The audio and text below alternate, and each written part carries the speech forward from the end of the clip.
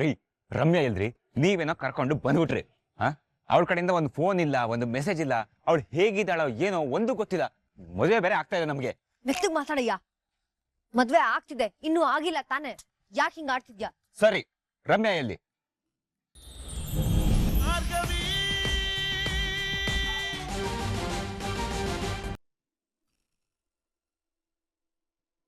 ಭಾರ್ಗವಿ, ನಿನ್ನ ಪರವಾಗಿ ವಾದ ಮಾಡಕ್ಕೆ ಒಂದು ಪೆಟಿಷನ್ ಬಂದಿದೆ.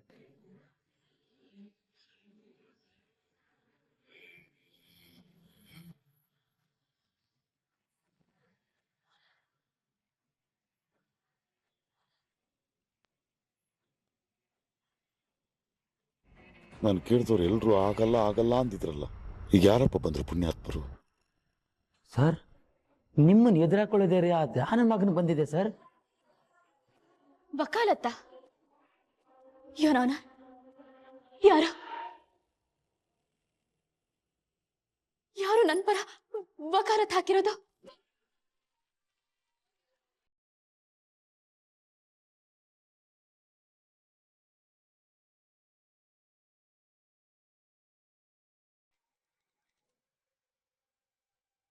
ಅರ್ಜುನ್ ಜಯಪ್ರಕಾಶ್ ಪಾಟೀಲ್.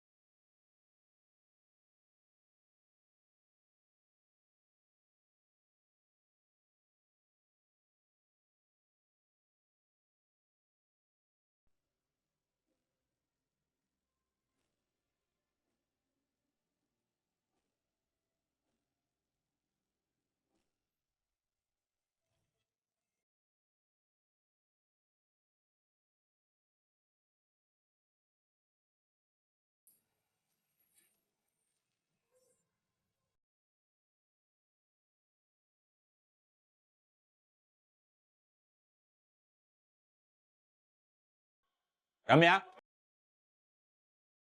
ರಮ್ಯಾ,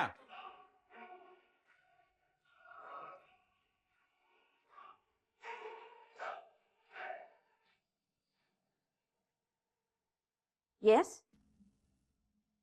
ಯಾರು ಬೇಕಿತ್ತು? ಈ ಮನೇಲಿ ರಮ್ಯಾ ನೋಡಿದಾಳಲ್ಲ, ಅವಳನ್ನ ಹುಡ್ಕೊಂಡ್ ಬಂದಿದ್ದೀನಿ. ರಮ್ಯಾನಾ?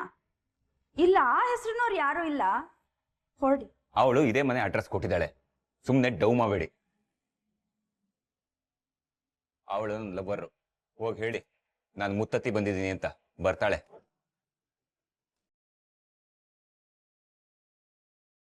ರಮ್ಯಾ, ರಮ್ಯಾ, ರಮ್ಯಾ ಡಾರ್ಲಿಂಗ್.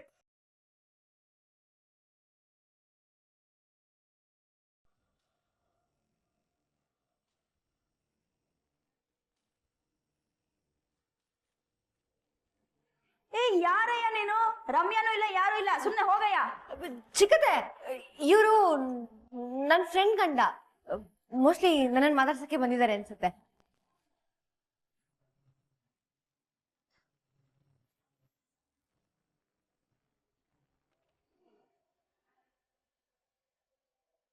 ಇಂಥವ್ರೆಲ್ಲ ನಿನ್ ಫ್ರೆಂಡ್ಸಾ?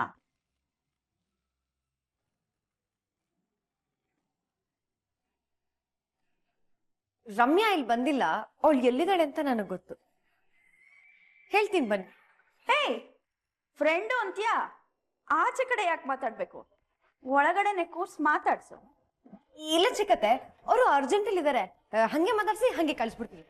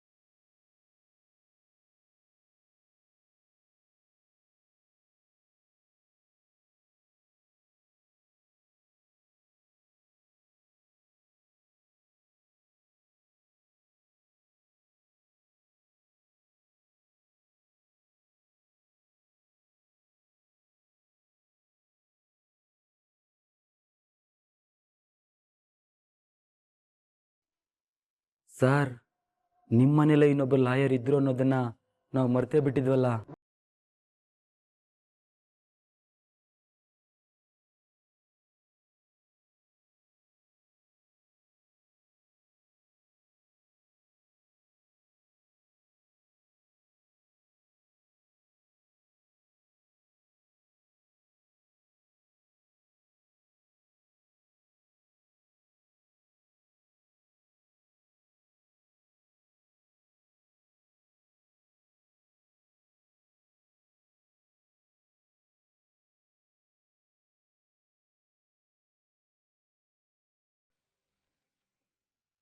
ರೀ, ರಮ್ಯಾ ಎಲ್ರಿ? ನೀವೇನೋ ಕರ್ಕೊಂಡು ಬಂದ್ಬಿಟ್ರಿ. ಅವಳ ಕಡೆಯಿಂದ ಒಂದು ಫೋನ್ ಇಲ್ಲ, ಒಂದು ಮೆಸೇಜ್ ಇಲ್ಲ. ಅವಳು ಹೇಗಿದ್ದಾಳೋ ಏನೋ ಒಂದು ಗೊತ್ತಿಲ್ಲ. ಮದುವೆ ಬೇರೆ ಆಗ್ತಾ ಇದೆ ನಮ್ಗೆ. ಮೆತ್ತಗ್ ಮಾತಾಡಯ್ಯ. ಮದ್ವೆ ಆಗ್ತಿದೆ, ಇನ್ನೂ ಆಗಿಲ್ಲ ತಾನೆ, ಯಾಕೆ ಹಿಂಗ ಆಡ್ತಿದ್ಯಾ? ಸರಿ, ರಮ್ಯಾ ಎಲ್ಲಿ?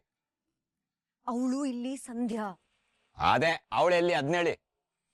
ಅವಳನ್ನ ಕೋರ್ಟ್ ಕರ್ಕೊಂಡು ಹೋಗಿದ್ದಾರೆ. ಅವಳು ಇಲ್ಲಿಗೆ ಬಂದ್ಮೇಲೆ ಕಾಲ್ ಮಾಡಕ್ ಹೇಳ್ತೀನಿ. ಹೊರಡಯ್ಯ ಮೊದ್ಲು. ಸ್ವಲ್ಪ ಹಣ ಬೇಕಿತ್ತು, ಕಳ್ಸಿ, ಹೋಗ್ತೀನಿ. ಏಯ್, ಏನ್ ಅನ್ಕೊಂಡಿದ್ಯಾ? ನಾನೇನ್ ಇಲ್ಲಿ ದುಡ್ಡಿನ ಮರ ನೆಟ್ಟಿದ್ದೀನಿ ಅನ್ಕೊಂಡಿದ್ಯಾ? ನಾನ್ ದುಡ್ಡು ಕೊಡೋದು ಏನಿದ್ರು ಸಂಧ್ಯಾಗ್ ಮಾತ್ರ. ಬೇಕಿದ್ರೆ ಅವಳ ಹತ್ರನೇ ಕೇಳಿಸ್ಕೊ ಹೋಗು.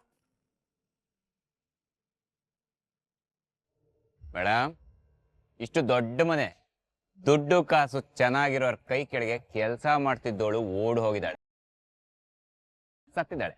ಅಂದ್ರೆ ಅದ್ರ ಹಿಂದೆ ಇರೋ ವಿಷಯ ಚಿಕ್ಕದಂತೂ ಆಗಿರಲ್ಲ ಅಲ್ವಾ ಮೇಡಮ್?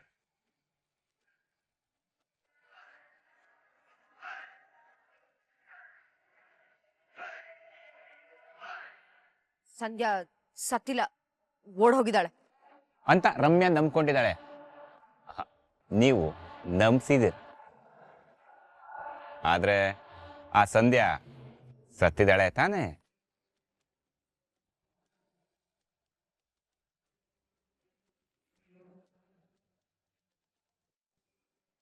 ಮತ್ತೆ ಅಂಥದ್ರಲ್ಲಿ ಇಷ್ಟೊಂದು ರಿಸ್ಕ್ ತಗೊಂಡು ನಮ್ಮ ಹುಡುಗಿನ ನಿಮ್ಮ ಮನೆಗೆ ಕಳಿಸಿದೀನಿ ಅಂದ್ರೆ ಅದಕ್ಕೆ ತಕ್ಕಂತೆ ಪೇಮೆಂಟ್ ಇರ್ಬೇಕಲ್ವಾ? ಕೆಲ್ಸಕ್ಕೆ ತಕ್ಕಂತೆ ಕೂಲಿ ಇಲ್ಲ ಅಂತಂದ್ರೆ ಕೆಲಸ ಮಾಡಕ್ಕೆ ಇಂಟ್ರೆಸ್ಟೇ ಇರಲ್ಲ ಮೇಡಮ್. ನೀವು ಕೊಡಂಗಿದ್ರೆ ಕೊಡಿ, ಇಲ್ಲ ಅಂದ್ರೆ ಒಳಗೋಗಿ ಯಾರ ಹತ್ರ ಕೇಳಿ ಇಸ್ಕೋತೀನಿ. ಆಯ್ತಾಯ್ತು, ನಾನೇ ಕಳಿಸ್ತೀನಿ. ನಂಬರ್ ಹೇಳು.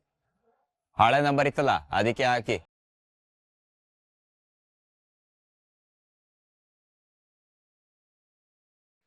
ಕಳ್ಸಿದೀನಿ. ಎಷ್ಟು ಬೇಗ ಕಳಿಸ್ಬಿಟ್ರಾ? Thank you madam, thank you so much. Madam, ನೀವು ಥರ ದೇವತೆ ದೇವತೆ ಇದ್ದಂಗೆ ಮೇಡಮ್. ನಮ್ಮಂಥ ಸಾಮಾನ್ಯನ ಜೊತೆ ಕಷ್ಟ ಎಷ್ಟು ಚೆನ್ನಾಗಿ ಅರ್ಥ ಮಾಡ್ಕೊಂಬಿಟ್ರಿ. ಸರಿ, ಆಗಾಗ ಬರ್ತಾ ಇರ್ತೀನಿ. ಇದೇ ಥರ ಸ್ವಲ್ಪನೇ ಅಮೌಂಟ್ ಕೊಡಿ, ಆಯ್ತಾ? ಬರಲ್ಲ madam, thank you.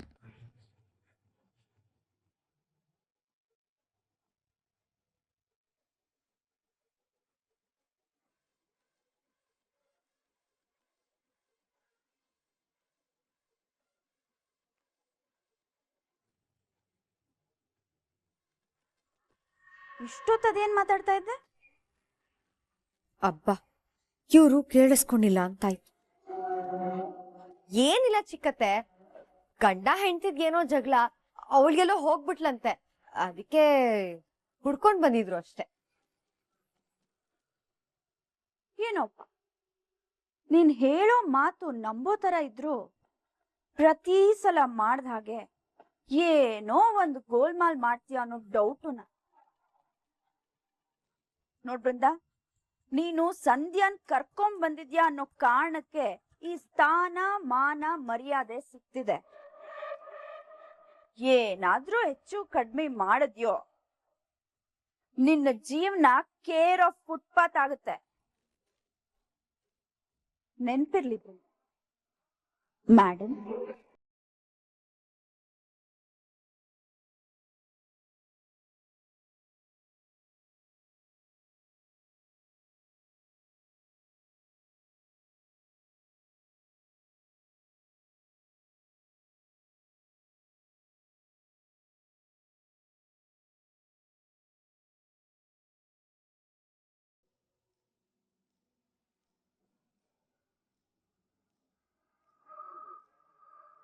You may proceed. Thank you, your honour.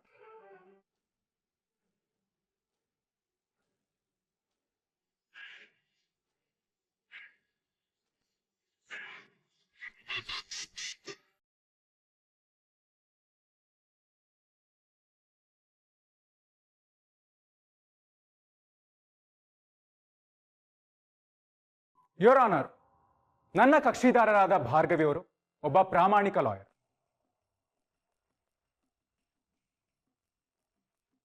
Lawyer ಅನ್ನೋದ್ಕಿಂತ ಅವರು ಒಬ್ಬ ಹೆಣ್ಣಾಗಿ ಅನ್ಯಾಯಕ್ಕೊಳಗಾದ ಇನ್ನೊಂದು ಹೆಣ್ಣಿಗೆ ತನ್ನ ಕೈಲಾದ ಸಹಾಯ ಮಾಡಿದ್ದಾರೆ.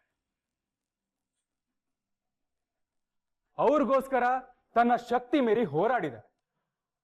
ನಿಷ್ಠಾವಂತೆಯಾಗಿ ಹೆಣ್ಣಿನ ಗೌರವ ಕಾಪಾಡೋದಕ್ಕೋಸ್ಕರ ಹೋರಾಟ ಮಾಡಕ್ ಹೊರಟ ಇವ್ರ ಮೇಲೆ ಇಲ್ಲ ಸಲ್ಲದ ಅಪವಾದ ಹೊರಿಸಿ ಕೋರ್ಟ್ ಅನ್ನೇ ಮಿಸ್ಲೀಡ್ ಮಾಡಿದ್ದಾರೆ ಅಂತ ಈ ಜಾಗದಲ್ಲಿ ನಿಲ್ಸಿದ್ದಾರೆ.